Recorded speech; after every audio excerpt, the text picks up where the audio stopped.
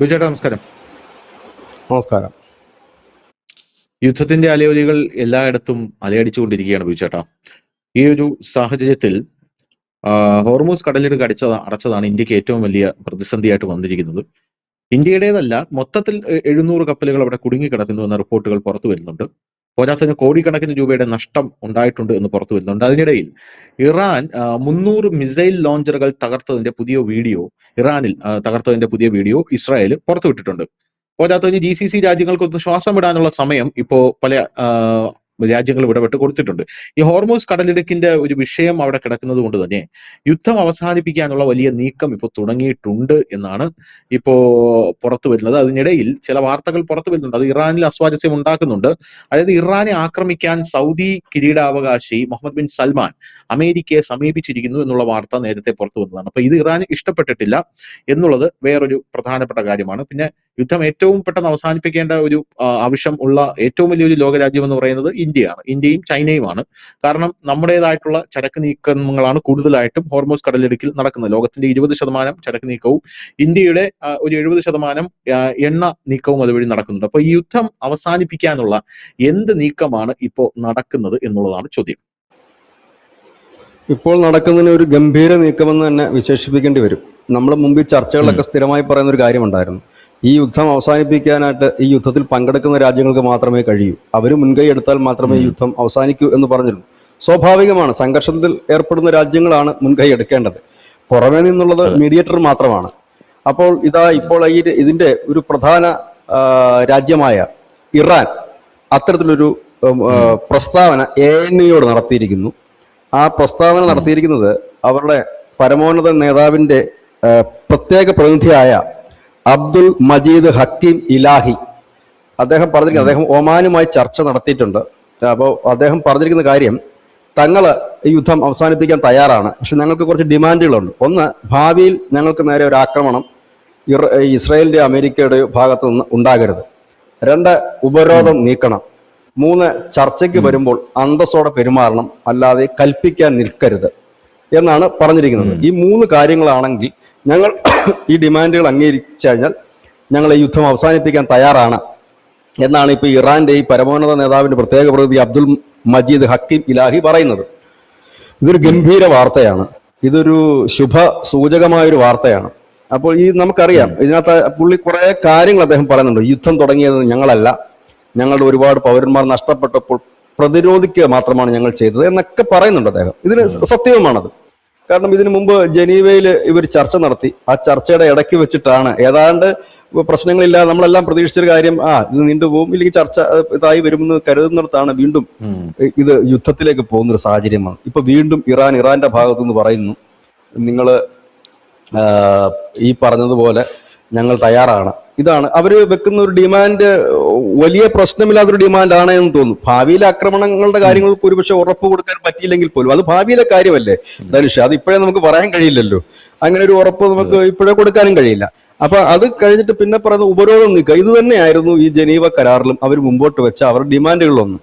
അതിനകത്ത് ഇതിനേക്കാൾ ഒരുപാട് വിട്ടുവീഴ്ച ചെയ്യാൻ അവർ തയ്യാറായിരുന്നു. ഒപ്പം ഈ ആണവ പ്ലാന്റുകളൊക്കെ നിങ്ങൾക്ക് പരിശോധനയ്ക്ക് വിട്ടു നൽകാം, നിങ്ങൾ തന്നെ ആണവ പ്ലാന്റുകൾ പണിതോളൂ, ഒപ്പം തന്നെ ഈ എണ്ണയുടെ ബിസിനസ് നിങ്ങളുമായി ചേർന്ന് നടത്താം, നിങ്ങളിൽ നിന്നും ഞങ്ങൾ ആയുധം വാങ്ങാനും തയ്യാറാണ് എന്നൊക്കെ ഒരുപാട് ഡിമാൻഡുകൾ ഈ വിട്ടുവീഴ്ച മനോഭാവത്തോടുകൂടി ഇറാൻ ഈ അമേരിക്കയ്ക്ക് മുമ്പ് സമർപ്പിച്ചതാണ്. പക്ഷെ അതിനെല്ലാം പാടെ തള്ളിക്കളഞ്ഞുകൊണ്ടാണ് ഇപ്പോൾ നടക്കുന്ന ഈ ആക്രമണം. അവിടെയാണ് ഇറാൻ വീണ്ടും ഒരു സമാധാനത്തിന്റെ അല്ലെങ്കിൽ വെടിനിർത്തലിന്റെ ഒരു വഴി തുറന്നിരിക്കുന്നത്. വേണമെങ്കിൽ നമുക്ക് ഇറാൻ തോറ്റു എന്ന് വേണമെങ്കിൽ നമുക്ക് യുദ്ധക്കൊതിയുള്ള ആളുകളാണെന്നുണ്ടെങ്കിൽ വേണമെങ്കിൽ നമുക്ക് പറയാം ഇറാൻ മുട്ടുമടക്കി. ട്രംപിന് ആവശ്യം അതാണല്ലോ, ഇറാന്റെ ഭാഗത്തുനിന്ന്. കാരണം പുള്ളിക്ക് ഒരു സുപ്രീം പവറായിട്ട് നിൽക്കണം, അല്ലെ രാജാവായിട്ട് നിൽക്കണം. അപ്പൊ സ്വാഭാവികമായിട്ടും എതിരാളികൾ മുട്ടുമടക്കി പറയണം, ശരി ഞങ്ങൾ ഓക്കെയാണ്. അങ്ങനെ പറയുമ്പോൾ സ്വാഭാവികമായി യുദ്ധ വിജയമായി തന്നെ ചിത്രീകരിക്കപ്പെടുന്നത്, യുദ്ധം അവസാനിക്കുകയും ചെയ്യും. ഇതാണ് ഇപ്പോൾ സംഭവിച്ചിരിക്കുന്നത്. ഇതൊരു വലിയ വാർത്ത എന്ന് പറഞ്ഞാൽ പോരാ, വലിയ വാർത്ത തന്നെയാണ്. പക്ഷെ ഇതിനെ എത്രത്തോളം ഈ ഇസ്രായേലും അമേരിക്കയും മുഖവിലയ്ക്ക് എടുക്കുമെന്ന് അറിയില്ല. പക്ഷെ ഒമാനാണ് ഇതിന്റെ ഇപ്പം നീക്കം നടത്തുന്നത്. ഇത് ANAയോടാണ് ഈ അബ്ദുൽ മജീദ് ഹക്കീം ഇലാഹി ഇങ്ങനെ പറഞ്ഞിരിക്കുന്നത്. അദ്ദേഹം അതിനകത്ത് ഒരുപാട് കാര്യങ്ങൾ പറയുന്നുണ്ട്. പക്ഷെ ആ കാര്യങ്ങൾ കേൾക്കുമ്പോൾ ഏറെക്കുറെ എല്ലാം സത്യവുമാണ്. കാരണം ചർച്ച നടന്നുകൊണ്ടിരിക്കുമ്പോൾ അത് ഞങ്ങളൊക്കെ ശുഭകരമായി അവസാനിക്കുമെന്ന് കരുതുമ്പോഴാണ്, അതായത് ഇതിന്റെ പ്രതിനിധികൾ ജനീവയിലുള്ളപ്പോഴാണ്, ചർച്ച കഴിഞ്ഞ് അവർ വന്നിട്ടില്ല, ചർച്ച അടുത്ത ആഴ്ചത്തേക്ക് പോസ്റ്റ്പോൺ ചെയ്യുന്നു, അതിന്റെ അടുത്ത ഘട്ട ചർച്ചകളിലേക്ക് നീങ്ങുന്നു. ആ സമയത്താണ് ഈ അടി നടക്കുന്നത്. അപ്പൊ അങ്ങനെ ഒരുപാട് കാര്യങ്ങൾ അവർ പറയുന്നു. അത് മാത്രവുമല്ല, ഏഹ് എനിക്ക് തോന്നുന്നു അമേരിക്ക ഇതിനെ ഒരു സംശയത്തോടാണ് കാണുന്നറിയില്ല. കാരണം ഇപ്പൊ നമ്മുടെ ഈ ഖമേനിയുടെ ശവസംസ്കാര ചടങ്ങ് അവർ ഫിക്സ് ചെയ്യാൻ പോവുക, 2-3 ദിവസത്തിനുള്ളിൽ അതുണ്ടാകും. അപ്പൊ അതിനു മുമ്പ് അവർക്ക് ഈ ആക്രമണം നിർത്തേണ്ടത് ഇറാന്റെ ഒരു അനിവാര്യതയാണ്. കാരണം ഈ ബോംബുകൾ വാരി പെയ്യുന്ന, മഴ പോലെ പെയ്യുന്ന ഈ ടെഹ്റാനിലും മറ്റിടത്തുമൊക്കെ ഈ ഖമേനിയുടെ ശവസംസ്കാര ചടങ്ങ് നടത്തുക എന്ന് പറഞ്ഞാൽ അല്പം റിസ്ക് ആണ്. നമ്മൾ കണ്ടിട്ടുണ്ട് ഈ ഹിസ്ബുള്ളയുടെ ഒക്കെ തലവന്മാര് ശവസംസ്കാര ചടങ്ങ് നടത്തുമ്പോഴാണ് ഈ പേജർ പൊട്ടിത്തെറിച്ചതും ഇസ്രയേൽ കൊണ്ടുവന്നിട്ട് അടിച്ചിട്ട് പോകുന്നതും ഒക്കെ. അപ്പൊ അതുപോലൊരു സംഭവം ഉണ്ടാകാതിരിക്കാൻ അത് വലിയ കാഷ്വാലിറ്റിയിലേക്ക് പോകുന്നത്. അപ്പൊ അതിനും കൂടെ വേണ്ടിയിട്ടാണോ എന്നറിയില്ല. പിന്നെ ഇവിടെയും ഒരു സ്കോപ്പ് പിന്നെയും കിടക്കുന്നുണ്ട്. ഇനിയിപ്പോ ഇതൊക്കെ അവിടെ നിന്ന് കഴിഞ്ഞാലും ഈ ഖമേനിയുടെ ശവസംസ്കാര ചടങ്ങുമായി ബന്ധപ്പെട്ട് ഒരുപക്ഷെ ഈ ലോകരാജ്യങ്ങൾ, പ്രത്യേകിച്ച് മിഡിൽ ഈസ്റ്റ് കൺട്രീസ് ഒക്കെ ഒരു അമേരിക്കയുടെ ഇസ്രായേലിനോടൊക്കെ കുറച്ചു നേരത്തേക്കെങ്കിലും വെടിനിർത്തല് നിർത്തി വെക്കണം എന്നൊരു അഭ്യർത്ഥന നടത്താനും ഉള്ള ഒരു സാഹചര്യം കൂടെ നിൽക്കുന്നു. ഇനി അങ്ങനെ ഇതൊക്കെ സംഭവിക്കുമോ എന്നറിയില്ല. പക്ഷെ എന്തായാലും ഇറാൻ ഇപ്പോൾ അതിനൊരു വലിയ വാതിൽ തുറന്നിട്ടിരിക്കുന്നു എന്നുള്ളത് തന്നെയാണ് ഇന്നത്തെ ദിവസം നമുക്ക് നൽകാൻ കഴിയുന്ന വാർത്തകളിൽ ഏറ്റവും പ്രധാനപ്പെട്ട വാർത്ത എന്ന് തന്നെ പറയേണ്ടി വരും. അപ്പൊ ഈ ഇറാനുമായിട്ട് ബന്ധപ്പെട്ട് ഇറാൻ യുദ്ധം നിർത്തുന്നു എന്ന് നമ്മൾ പറയുമ്പോൾ അത് ബിജുചേട്ടൻ ആദ്യം പറഞ്ഞു അത് ഇറാന്റെ ഒരു മുട്ടുമടക്കലായിട്ട് വ്യാഖ്യാനിക്കേണ്ടെന്ന് പറഞ്ഞു. യഥാർത്ഥത്തിൽ ഇറാനിന്റെ നിലവിലത്തെ അവസ്ഥ എന്താണ്? ഇറാൻ ഇനിയും ആയുധ ശേഖരങ്ങൾ ഉണ്ടോ? അല്ലെങ്കിൽ ഇറാനിൽ ഇപ്പോൾ പുതിയ പരമോന്നത നേതാവ് വന്നിരിക്കുന്നു എന്നുള്ള റിപ്പോർട്ടുകളൊക്കെ പുറത്തു വരുന്നു. ആ പരമോന്നത നേതാവ് വന്ന ഒരു എഫക്റ്റ് ആണോ ഈ യുദ്ധം നിർത്താനുള്ള ഇറാന്റെ ഒരു നീക്കം എന്ന് പറയുന്നത്? അല്ലെങ്കിൽ ഇറാൻ ശരിക്കും ആയുധങ്ങളെല്ലാം അവസാനിച്ച് ഇറാന്റെ ലോഞ്ച് പാഡുകളെല്ലാം തകർന്നു കഴിഞ്ഞു, അങ്ങനെ മുട്ടുമടക്കാനുള്ള യഥാർത്ഥത്തിലുള്ള ഇറാൻ പരാജയപ്പെട്ടു എന്ന് വ്യാഖ്യാനിക്കപ്പെടുന്ന ഒരു നീക്കമാണോ ഇത്? അല്ല, അങ്ങനെ വ്യാഖ്യാനിക്കാം. പക്ഷെ അത് അവരുടെ കയ്യിൽ ആയുധം തീർന്നിട്ട് പരാജയപ്പെടുന്നത് നമുക്ക് പറയാൻ കഴിയില്ല. കാരണം അവർക്ക് പോരാടി നിൽക്കാൻ പറ്റും. കാരണം നമുക്ക് ഇറാനെ നമ്മൾ ഇപ്പൊ പുതിയതായിട്ട് കാണുന്നതല്ല. ഇറാൻ യുദ്ധം തന്നെ ധനുഷ 8 വർഷം ഉണ്ടായിരുന്നു. അത് കഴിഞ്ഞതിന് ശേഷം എത്രയോ തവണ അമേരിക്കയും ഇറാനും തമ്മിൽ ഏറ്റുമുട്ടിയിട്ടുണ്ട്. അമേരിക്കയും ചുറ്റോട് ചുറ്റും കിടക്കുന്ന രാജ്യങ്ങൾ ഏറ്റുമുട്ടിയിട്ടുണ്ട്. അപ്പൊ ഇതൊക്കെ അവർ കണ്ടിന്യൂസ് യുദ്ധം ചെയ്തുകൊണ്ട് മുമ്പോട്ട് പോകുന്ന രാജ്യം. ഞാൻ പറഞ്ഞില്ല, യുദ്ധം എന്ന് പറഞ്ഞാൽ ഒരു ഫുൾ ഫോർമാറ്റിലായിരിക്കില്ല മുമ്പോട്ട് പോകുന്നത്. ഇടയ്ക്കിടയ്ക്ക് അവിടെ ഇവിടെയൊക്കെ മിസൈലുകൾ വിട്ടും സ്ഫോടനങ്ങൾ നടത്തി മുമ്പോട്ട് പോകുന്ന ഒരു രീതിയിലേക്കായിരിക്കും. അപ്പോ അതിന്റെ മുന്നോടിയായിട്ടാണ് എനിക്ക് തോന്നുന്നത്. ഇപ്പൊ എന്തായാലും ഇതിനെ ഇപ്പോൾ നമുക്കിപ്പോ ഇറാൻ തോറ്റു എന്ന് തന്നെ നമുക്ക് ഒരു വിഭാഗത്തിന് കരുതാൻ കഴിയും. കാരണം അവരാണല്ലോ ആദ്യം ഇങ്ങനെ ഒരു നിർദ്ദേശം മുമ്പോട്ട് വെച്ചത്. ഞങ്ങള് ചർച്ചയ്ക്ക് തയ്യാറാണ്, ഞങ്ങൾ നിർത്തുന്നു എന്ന് അവർ പറയുന്നില്ല, നിർത്താൻ തയ്യാറാണെന്നാണ് അവർ പറയുന്നത്. അവരുടെ ഡിമാൻഡുകളും പറയുന്നുണ്ട് എന്ത് വേണമെന്നുള്ളത്. ഭാവിയിൽ ആക്രമണം ഉണ്ടാകരുത്, ഒപ്പം തന്നെ ഉപരോധങ്ങൾ പിൻവലിക്കണം എന്നുള്ള കാര്യം. പിന്നെ ഞങ്ങളോട് ചർച്ചയ്ക്ക് വരുമ്പോൾ ഞങ്ങളോട് ഈ യജമാനൻ കൽപ്പിക്കുന്ന പോലെ കൽപ്പിക്കരുത്. അങ്ങനെയായിരുന്നല്ലോ ജനീവ എന്നുള്ള ചർച്ച.